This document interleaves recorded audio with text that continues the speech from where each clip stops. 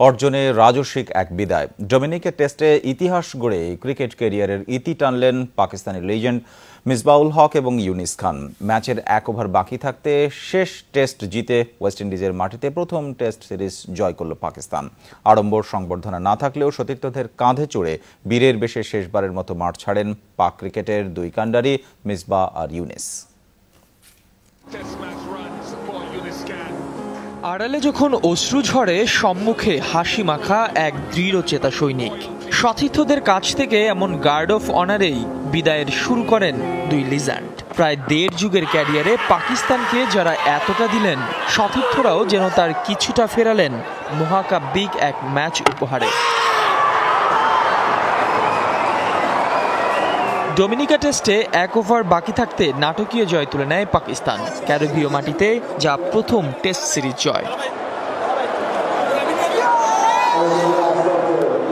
বিদায় বেলায় এমন ইতিহাস গড়া বিজয়ের রূপ, এর চেয়ে বড় প্রাপ্তি আর কি হতে পারে। শেষ ইনিংসটা ভালো না কাটলেও ক্রিকেটে তাদের অসামান্য অবদান আর অসাধারণ ব্যক্তিত্বে অমলিন হয়ে থাকবেন ক্রিকেট প্রেমীর মনে। সর্বাধিক 56 টেস্টের নেতৃত্ব দিয়ে 26 জয়ে পাকিস্তানের সবচেয়ে সফল অধিনায়ক মিসবাহ। 7 বছরের অধিনায়কত্বে জিতেছেন 11 টেস্ট সিরিজ। 16 বছরের ক্যারিয়ারে 75 টেস্ট খেলে রান করেছেন 5222। প্রায় 47 গড়ে সেঞ্চুরি 10টি, হাফ সেঞ্চুরি 39টি।